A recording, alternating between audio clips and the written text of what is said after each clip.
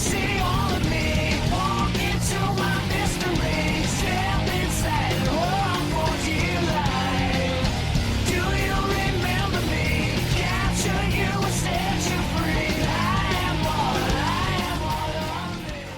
up, guys? This is Fang VA here, coming at you with another video for this Wednesday, which, if you guys can't tell, we're not doing another part of Sonic Mania. I had music therapy yesterday, well, actually today, recording this, so I'm extremely tired. And I had a treatment today. Yeah, so pretty much this gives us the perfect excuse to talk about our memories of Kingdom Hearts, because it is the 20th anniversary, even though that I am a Sonic tuber and Mizu is considered a Ruby tuber. Sadly. We're both... I'm sorry, I had to say it! Which, side note, Sonic fans are definitely not nearly as toxic as Ruby fans are. This is very true. This is very true. But, you know, we are massive fans of Kingdom Hearts. So, oh, God, yeah. Which I gotta say, 20 years. The fact that this game has went on as long as it has is amazing to me. Yeah, and, you know, it is Disney's most successful video game, you know, franchise. This is very true. You aren't wrong on that. That's very true. You know, because, I mean, Disney has had some success with Disney with their video games. Like, if you go back to, like, the late 80s and the 90s, you know, they had DuckTales for the NES. Yeah. The Lion King, Aladdin, you know, Little Mermaid game. Yeah. So they've had some success, but not as big as Kingdom Hearts. Yeah, like, Disney was definitely a company that kind of viewed video games as not important to their company. Which I think is kind of BS. Yeah.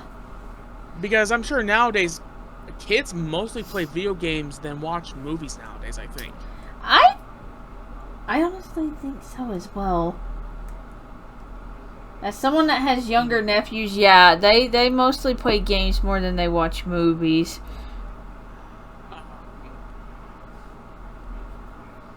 You know, and even though that some people may be like, wait a second, Kingdom Hearts is a Disney game? Well, yeah, Disney owns everything in the game series except for the Final Fantasy characters, and no one knows about Yozora. No one knows if they own Yozora as well, or because of technically that coming from a scrapped Final Fantasy game. Or if Square, yeah. That is one of those things to where, like, but at the same time, though, too, does it really matter? Because Disney kind of acts like it's Square Enix's thing anyways. Oh, yeah. You know, I mean, heck, I wouldn't be surprised if it's one of those things to where, like, even though that Disney might own it, it might be one of those things to where, you know, behind the scenes, they probably discuss, like, hey, you know, why don't we technically both, you know, be in charge of this, which they are. Exactly. You know? Which, that brings up a little thing that Square did for the anniversary that our favorite Kingdom Hearts YouTuber made a video of. Apparently, Square tweeted out a tweet of Cloud doing, you know, the Sora standing on a rock from KH1 thing? Yeah. They pretty much tweeted out a picture of Cloud doing that, holding the Buster Sword in Midgar with a heart moon in the background saying Happy 20th Anniversary because of Kingdom Hearts previously doing it for them for so many times. I mean, yeah, I mean, like, if you think about it too, though, right, is that Final Fantasy and Kingdom Hearts is so connected. Oh, yeah. You know, because of Tetsuya Nomura getting success with Final Fantasy VII. Mm-hmm. And, you know, yeah, I mean, like, when you think of Disney, I mean, I'm not Disney, when you think of Square nowadays, you think of Final Fantasy, Kingdom Hearts, yeah. Dragon Quest. Yeah, yeah. Oof. You know, but besides those games, you know, they've made some other great games too, because you That know you is had true. the Chrono Trigger, Yeah, Chrono Cross. Chrono Trigger. Which, speaking of which, we got to pre-order a certain remaster. Oh yeah, that's right, we do. You know, you have the Xenosaga, which became Xenoblade. Oh, I didn't know that. I learned something today. I mean, heck, Tetsuya even helped with some character designs for the second game. Really? Oh wow. Yeah, you can tell he designed them because the main leader of this villain group has spiky hair. Oh yeah, yeah. You see the spiky hair, it's like, oh, there, yep. So, anyways, I guess we should discuss our history with the series, huh? Oh god, yeah. I guess we should, shouldn't we? All right, so let's take it back when the series wasn't even 10 years old yet. Actually, not even 5 years old yet. When it was fresh.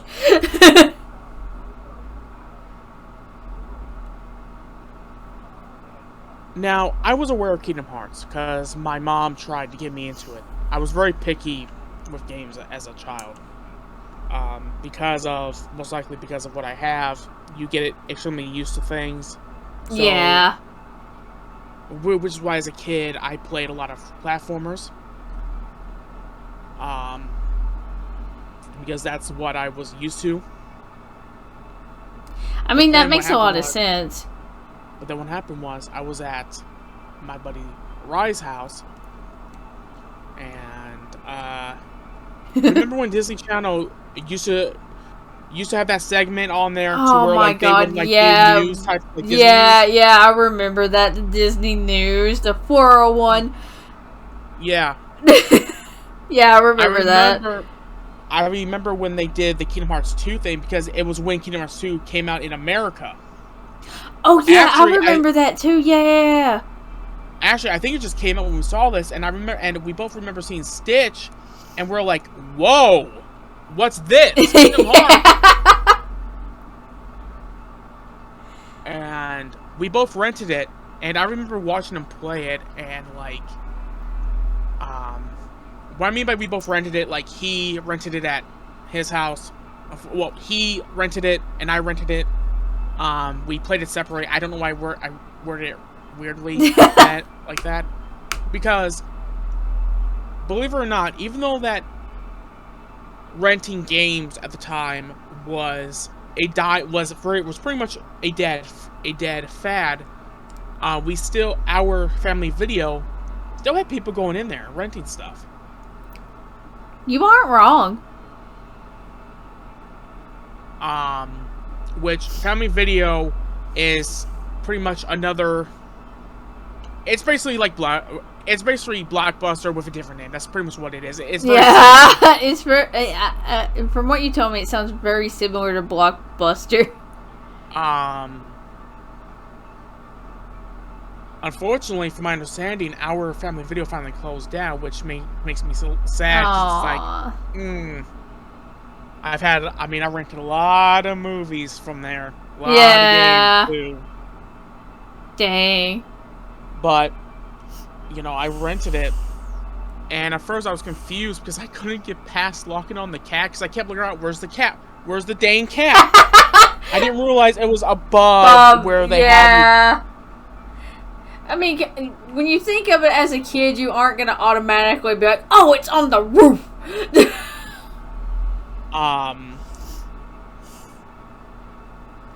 You know, and then I can't remember if it was that same year or later on, but I think it was that year that for my birthday I got Kingdom Hearts 2.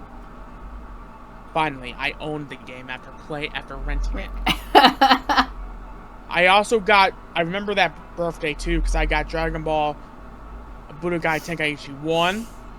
Oh, wow. which, fun little fact, this might anger some of the Dragon Ball fans. That first game actually kind of made me not want to get into the Tenkaichi series. That first game was brutal. I can attest to that one. That one is a bit brutal.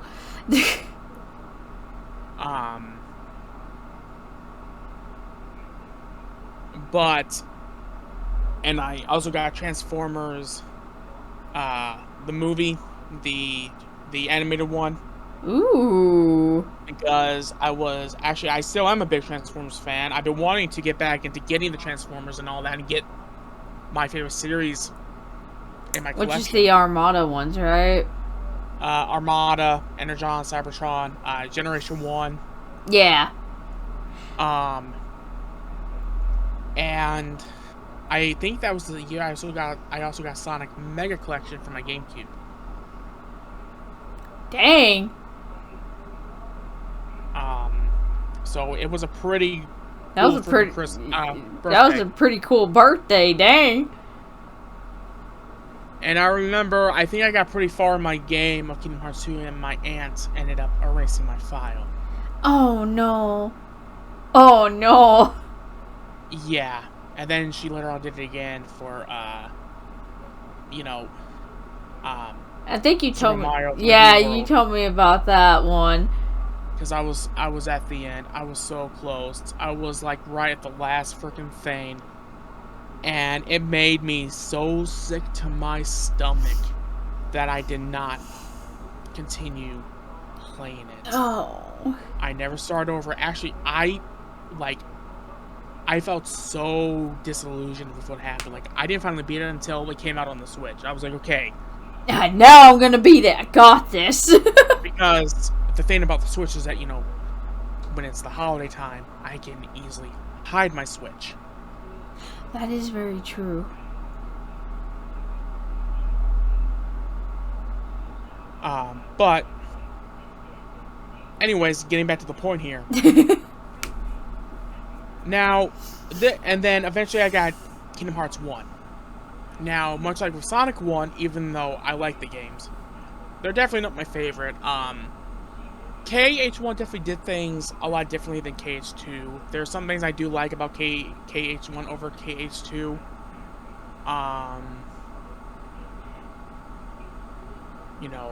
But I think KH2 is definitely the better game, for sure.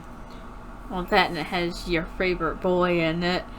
Well, not only that, but... I know. To me, and what kind of made Kingdom Hearts 2 become my favorite of the series, even though that I love Kingdom Hearts 3 almost just as much, is that Kingdom Hearts 2 kind of gave me that experience I had when I first played Pokemon Silver, to where you beat the Johto League, and then all of a sudden they're like, oh, by the way, you need to go to Kanto. Yeah!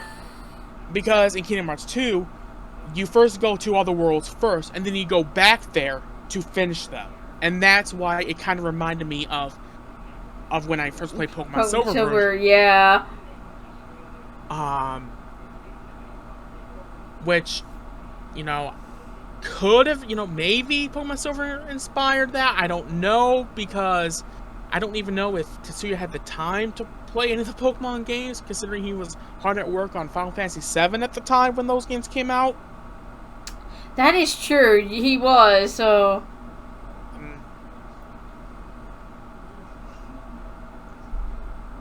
Which, I wish more games did that, but anyways, getting back to the point here.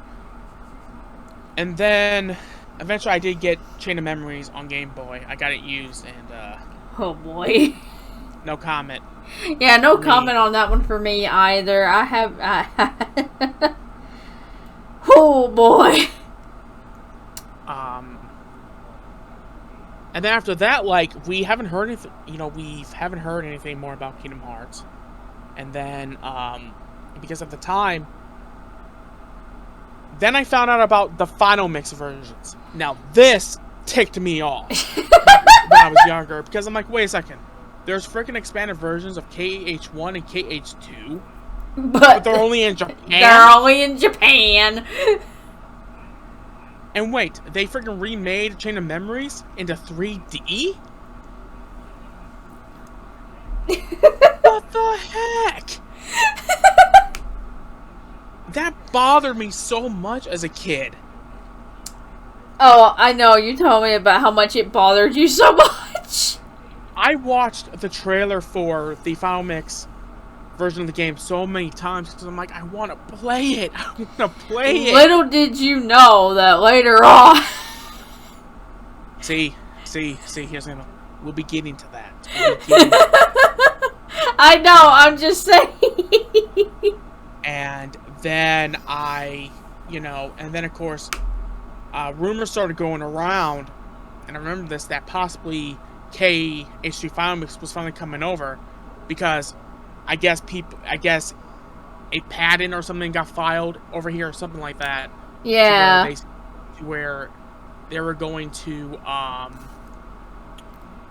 apparently Kingdom Hearts Reach and Memories was finally coming to America. And I remember emailing Square Enix at the time about it. And I think I still have the email as well, because I think it's still linked to my parents' email. That would make a lot of sense. And they were like, no, we have no plans to bring the Final Mix versions to America. It's only Reach and Memories. My heart sank. I'm like, oh. Oh. Well, at least it's something. Good God. And then I remember getting Reach and Memories. And once again, I hated it. Why is Reach and Memories a game I have a love-hate thing with? It's because of the strict learning curve.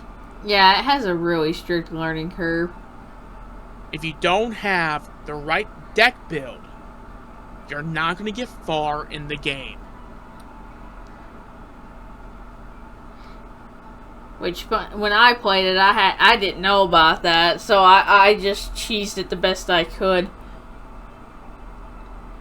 Which is why Union Cross rubs me the wrong way, because it reminds me so much of Reach and Memories, where if you don't have a certain Keyblade build, you ain't getting far in it. Yeah. Which is why I hate to say this to people that played Union Cross, but I don't miss it. I don't miss it. If they do ever remake it, I would rather have them have more of the traditional Kingdom Hearts, or maybe just make it turn-based or something. I mean, they could easily do that. That's what they did with the part where they added in Young Xehanort. Pretty much turn-based. How long have you been recording? 18 minutes. Oh, son of a bitch. We still have a long way to go, you guys, so grab your popcorn, grab your drink. This is going to be a long... Yeah, because I still have yet to tell my first experience with Kingdom Hearts. Yeah. And then, of course, after that, I was sad because I thought, we weren't going to get no more Kingdom Hearts games. I thought it was one of those things where maybe... because back then, it used to be where, if a game didn't do well, if it came to America, that it would just strictly be a Japanese-only game. Yeah. Series. Well, little did I know, Square Enix wasn't done yet with Kingdom Hearts in America. Meaning Kingdom Hearts was a hit in America. I did not know that at the time. I didn't bother looking at game reviews. I didn't, YouTube was still in its infancy at the time, and even then, Cynical and HMK probably could have been watching YouTube around that time, but they definitely weren't making videos. Oh, no. YouTube didn't start really becoming a place that people could be creative until 2011. That's when YouTube kind of became big. You aren't wrong on that. Yeah, 2008 to 2011. Yeah.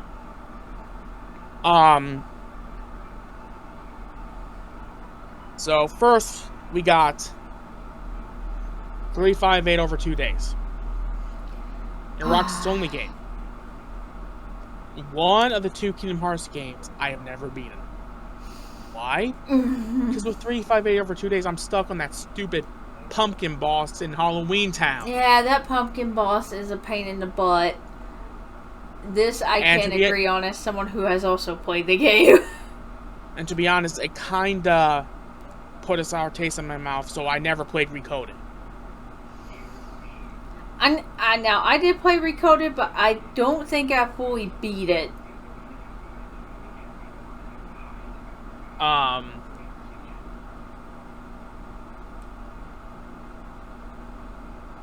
And then of course Birth by Sleep came out as well. I don't know which games came out first because they came out roughly around the same time. Yeah, they did because Birth by Sleep was on the PSP.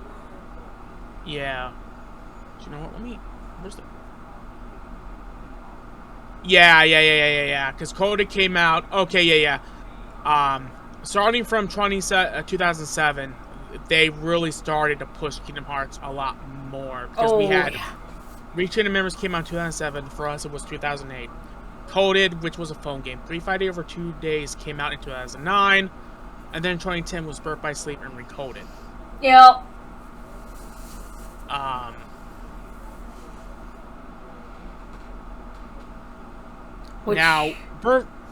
Now, I first played Birth by Sleep on the PSP. That's what I played it on as well.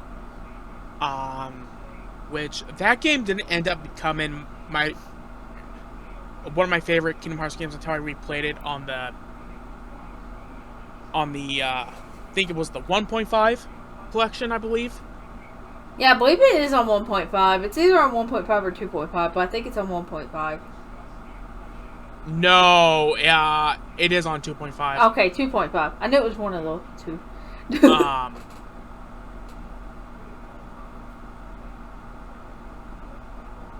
And then Dream Drop Distance came out, which I picked that up. Oh yeah, I definitely picked that up too as soon as it came out. I got that and Generations on the same day. Oh dang! A Kingdom Hearts and a Sonic game on the same day. Yeah.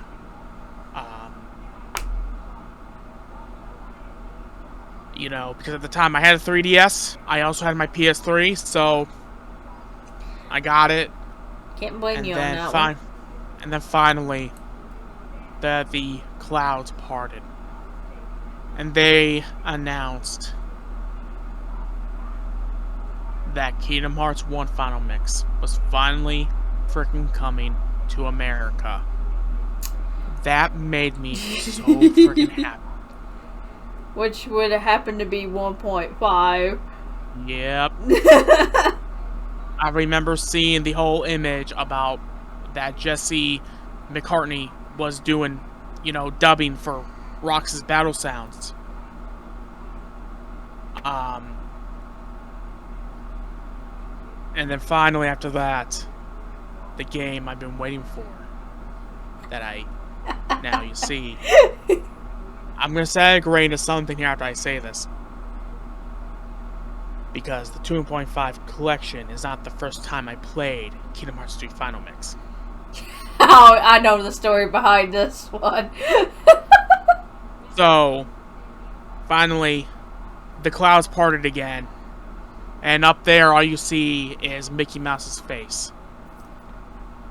They announced that 2.5 was coming out with Kingdom Hearts 2 Final Mix. Yeah. Now, the reason why that wasn't my first time playing Kingdom Hearts 2 Final Mix was because I actually imported a copy from Japan for PS2.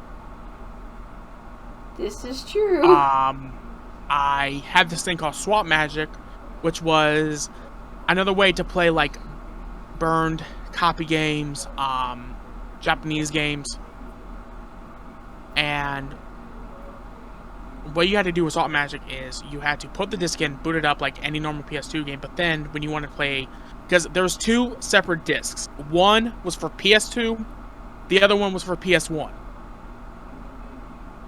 Oh, that's cool. Yeah. First, you have to take off the faceplate off the PS2, and even to this day, the faceplate is still off my PS2. Really? I didn't know that. You didn't tell me that. And then you had to take this tool, put it in, and then you had to find this little notch to where you can lock it in, and then you can slide the disc tray out, swap the games, do the same process, lock it back, and then you can play Kingdom Hearts 2 Final Mix. The point of this feature was that you were essentially tricking the PS2 into thinking that this was an American game, when it wasn't. Now, I have thought about getting me a modded PlayStation 2 to make things a whole lot easier. Can't blame you on that one. That way you don't have to continuously do that. And then, of course, 2.8 remix came out, and then Kingdom Hearts 3 was announced. I pre-ordered Kingdom Hearts 3 from GameStop. God, I pre-ordered it too. I was so happy when Kingdom Hearts 3 got announced because I was like, 13 years I've been waiting. Here's the right. People say that. People complain that it was 13 years. Guys, we had Kingdom Hearts games in between KH2 and that is true. You guys, that is true. Which I wasn't complain. I was one of the ones that didn't complain. I was just like, finally, 13 years. We get another another Kingdom Hearts game. And yeah, I remember that E3 because they also announced the remake for Final Fantasy VII at the same E3. So pretty much, you had the Kingdom Hearts fans just going nuts. Then you had the Final Fantasy fans that were going nuts. and since at the time you were a fan of both. Oh yeah, I was going cuckoo crazy. I bet you freaking fangirl screamed too. I did, because it's like 2 franchises I like are getting new. Yes. And I pre-ordered the deluxe edition from GameStop because I knew when this game was coming out, I had to get the deluxe edition. I knew that this was. And the same day I pre-ordered KH3, I also pre-ordered Spyro, so I had something to tie me over until January. Yeah. I was eating good when Spyro came out. Oh, yeah. Even though that during that time I wasn't able to play it when I got Spyro because I had to help my sister launch the dogs, but still, you had something to tide you over. And yeah, I mean, I'm a fan of Kingdom. I've been a fan of Kingdom Hearts all my life. I don't have that much merch, but I do plan on getting more merch. I mean, you have a Heartless keychain now. Yeah. The only merch I have is a Keyblade. I just realized something. With that keychain, I could legit have someone make me a replica of the Keyblade of Heart and put that keychain on there, and it would look authentic. I mean, you aren't wrong on that. The problem is, I need the hearts of the 7 princesses. Oh my god, no! Okay, and some Secret Darkness, no! But yeah, go for it, because I'm sure it's been around 20 minutes. It's almost hit the 30-minute mark. We're at 28 minutes. But, how I first got introduced to Kingdom Hearts was, I think it might have been a few years after the games came out. Because, how I got Kingdom Hearts 1 and 2 along with Rechain for the PlayStation 2, was when my dad brought in this big, huge haul of PS2 games he had bought at a yard sale. I saw those games, I'm like, these look interesting, I'm gonna try these out. I'm glad I decided to try those out. So pretty much, once again, I was a fan of something way before you were. Yeah. More or less. Yeah, more or less. You was a fan of Kingdom Hearts before I was. And I played those and started looking up stuff about the series too, because I was getting really interested in it, because I'm like, I want to know more about these characters. And then What was your reaction to finding out there were other versions of KH1 and KH2 that was only I got sad, man. I'm like, oh come on, Japan gets all the cool stuff. Come on. Why? That was literally my initial reaction before they did the whole 1.5 and 2.5 thing. I was just sitting here going, why does Japan get the cool stuff? Come on! Why? Yeah, I played through Kingdom Hearts 1 first, because I'm like, okay, there's a reason why there's Kingdom Hearts and then Kingdom Hearts 2. I have to play this one first, then 2. So I tried to play them in order, because at the time I didn't know the chronological order you're supposed to play Kingdom Hearts games. So I played 1, I enjoyed playing it, played 2, got introduced to new characters. I'm like, oh, this is cool. Playing as Roxas, for a little bit there, I was like, yes, new character. Rechain, like I said when Babe was talking about Rechain, yeah, that thing has a strict learning curve. That's why I said I did my best to cheese it when I played it. Because I didn't know about the deck building. I finally beat it though, which I found like a cheap deck build, which was Lethal Flame. Oh yeah, the Lethal Flame deck, yeah. That was insane. And then,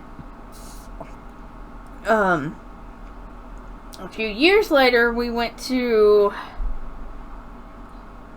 Tennessee when they was having that tax-free, when they had their tax-free thing for school supplies and stuff, and school clothes. Well, me and my nephew at the time spotted this game store, and we're like, okay, we're going in there and looking around to see if we could get anything with our money that we that Mom gave us to use for whatever. We went in there and I saw Kingdom Heart, the Game Boy Kingdom Hearts Chain of Memories. I'm like, I have to give this a try. I mean, I've played the others. I have to try this one. I didn't mind playing it, but also at the same time I'm sitting here going, I kind of don't. It was one of those games that's like, okay, I like it, but also at the same time, why? Wait, what game was this? Chain of Memories, the Game Boy one. So you pretty much decided to play the PS2 and then Yeah. So my brain was just like, okay, just legit go ahead. And then when when I first got my DS, I was hyped because I was like, oh, there's gonna be a bunch of cool games I could get for my DS whenever they come out. Kingdom Hearts 358/2 Days gets announced. I'm like, I have to get this when it comes out. So the day it comes out, with my allowance money that I had saved up, because around that time that's when I was getting allowance money, I went and immediately got it when we went to town at GameStop. I played it and beat it, though I can't agree the pumpkin boss in Halloween Town is a pain in the butt. Massively pain in the butt. But I finally beat it, and the ending scene, if anyone has played 358/2 Days and beat it, saw the ending scene. Yes, I cried. I cried. But Shion, who am I going to have ice cream with? No, stop! Stop! And then, that following year, the PSP handheld system got announced. Well, me and my nephew both wanted one, and Mom, eventually, she got it for us for Christmas. Well, when Kingdom Hearts Birth by Sleep came out, I was like, oh, another Kingdom Hearts game that I can get to add to my collection. So I got it when it came out. And I was happy to get that because when I played it, I'm like, okay, they're gonna, because I didn't know what they was gonna do with it at the time. But when I started playing it, and it's like, oh, you have 3 different characters you can choose from to play as. I was like, oh my god. Okay, that's cool. I see what you're doing, Square and Disney. I see what you're doing. The first character I know there's like a specific way you're supposed to play the story for Birth by Sleep. First character I played as was Ben. He reminded me too much of Roxas. I had to play as him. Which, by the way, I hereby call Birth by Sleep the anti KH3, because at the time when those secret movies, when people first saw the secret movies, people were like, oh, Kingdom Hearts 3? Yeah. Is that Sora? I remember that. And oh god, playing through Ben's story and then seeing how Vanitas looked underneath his mask, I'm like, wait a minute, what? Why does he look like Sora? Wait a minute. The voice wasn't a clear giveaway? No, because the guy that voices Sora kind of deepened his Sora voice, so I couldn't tell. And my brain was trying to figure out, why does he look like Sora? I eventually later on in life figured out why he looked like Sora now. But playing as Ben, Terra, and Aqua through that, and learning each of their stories and different things that they did through each of their stories, I was amazed. Unlocked the final episode and the secret episode, where you play as Aqua and Arcus. Now with that, I do remember on my PSP, I was working towards that. Once I learned about it, I was working towards it. I never got it done, but I was definitely working towards it because I remember grinding my ever-loving butt off to try to get it done. And then Recoded came out as well that same year. I got Recoded and played it. And as I mentioned earlier, I did not fully beat it. But I did play a good amount of it, but I didn't beat it. I may need to redeem myself on that eventually. I enjoyed playing it too. Though I know probably some people might not like Recoded, but I liked it. Also, the first giveaway on what KH3 was going to be about. Oh, yeah. When like Naminé is talking to Data Sora too about how, there's people that are in pain. Pain, yeah. And at the time, we didn't exactly register that.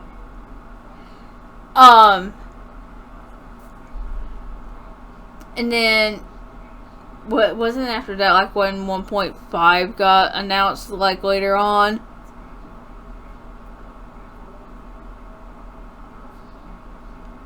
Check here. I want to make sure I'm going correctly. And after that, it was Dream Drop Distance. Okay, Dream Drop Distance. That was on the 3DS, correct? I'm making sure. Okay, we got 3DS, got it for Christmas. That's normally how we got the newer consoles, was Christmas gifts. Which we didn't mind. We was just really happy to get, we was thankful for it that Mom got it for us. Dream Drop Distance. Oh boy. I remember that one too, and I got concerned with how the box art was, because it was showing Riku like going, towards the lightness into like Sora falling, like he was gonna fall into darkness. And I'm sitting here going, what are they doing? So, and also too, you know, another hand about the plot is that Mickey is like going after Sora with his hands like he was trying to grab. Yeah, and I'm just sitting here going, what are they planning with this game? Because when I got the game, I was just staring at the box art. Like, what are you guys gonna do to me in this one? What you gonna do? End up playing it, and then I'm pretty sure anyone that's played Dream Drop Distance knows the story of Dream Drop Distance by now. But, oh dear Lord, that thing had me on a train ride. It was, oh. And then after that was when they announced, like, a few years later, they announced 1.5, right? Yeah. Okay. 1.5 got announced. I immediately told my mom, like, next time we go to town, I'm pre-ordering it.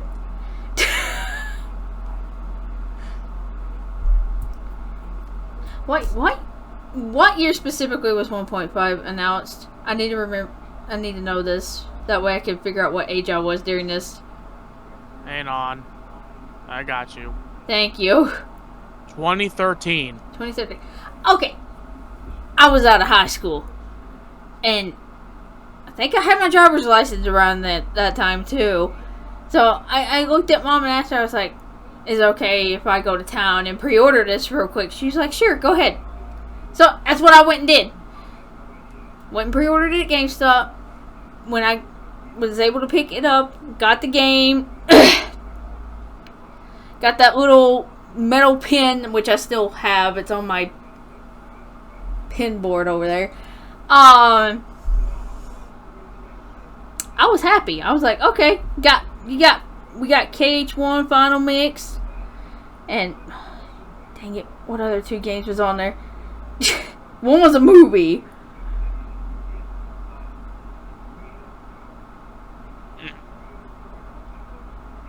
See, there was KH1 Final Mix 1. Rechain of Memories. Rechain the movie and the movie. Yeah. Okay. Thank you. So I was happy. I was like, okay, we finally get to experience what Final Mix was like. You know, Japan's had it for forever. We finally got it. So I played that. I really thoroughly enjoyed, replaying those. And then 2.5 gets announced. I'm sitting here going, I got 1.5, I'm getting 2.5. So, went and pre-ordered it. Got the little pin and everything that went with it, too.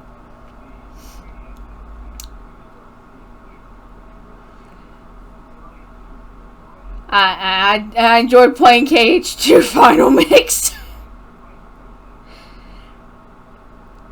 And Birth by Sleep was. I had fun replaying Birth by Sleep as well on there. I think I played. I think out of the 3 games that was on 2.5, I played Birth by Sleep more than I probably should have. So, did you enjoy facing the Lingering Will? No. No one should have fun trying to face the Lingering Will. I love how they set it up to where, like, Lingering Will, at first is like, wait, Ventus? No. Wait, you're another one I chose. And then he gets angry, like, wait, Zay, Nort. Zay, Nort. Yeah, he just gets really angry at you, and it's like, oh no. Oh no. And then they announced 2.8, which was given a little bit more insight on Aqua's story.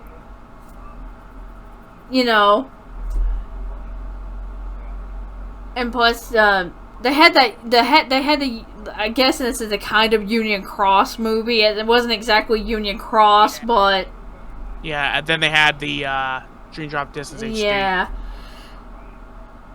So, playing 2.8, I had fun playing that too. Playing through Dream Drop Distance again was a doozy, but I had fun doing it.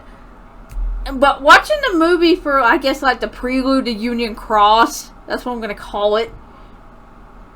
I'm sitting here going, they keep introducing new characters, and I'm just like, I want to know more. It's like, God dang it, Square Disney, I just want to know more, please.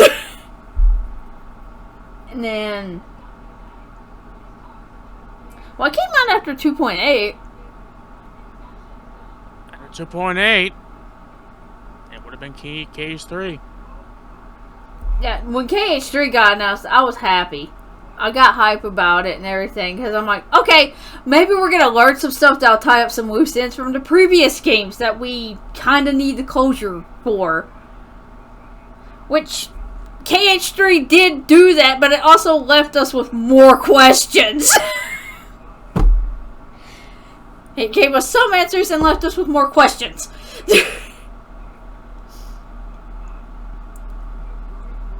So, in all honesty, I may have been late on Kingdom Hearts a little bit, just by a few years.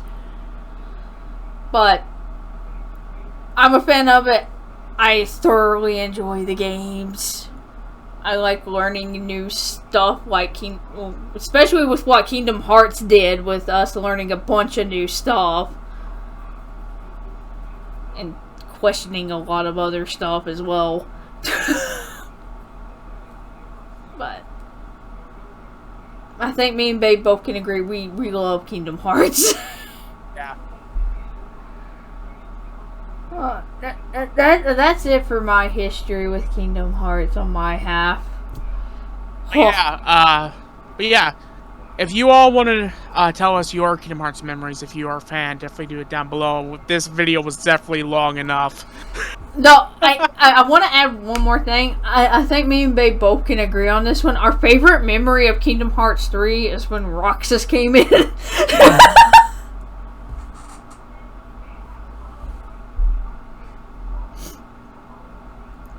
Babe? What? Did you hear that? No, what'd you say? I'm really talking about Kingdom Hearts. I know.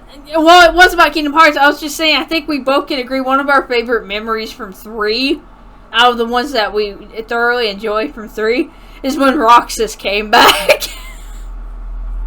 Okay, let me touch on that real quick.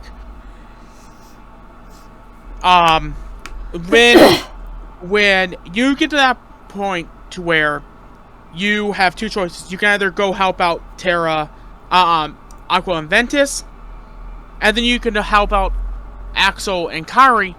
I remember seeing, okay, I see Syax. I think Zemus was also there in the preview as well. Yeah, he was. And then I remember seeing a hooded figure wielding a Kingdom Key.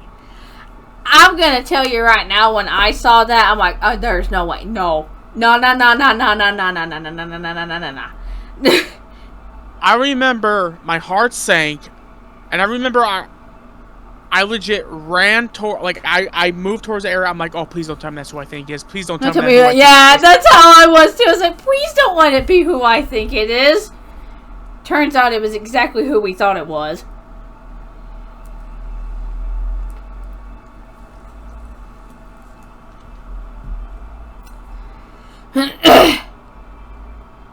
You wanna talk? Yeah, but yeah, you know, if you all enjoy this, make sure to comment, like, and subscribe, and we'll be seeing you all in the next one. Later, guys. Bye, guys.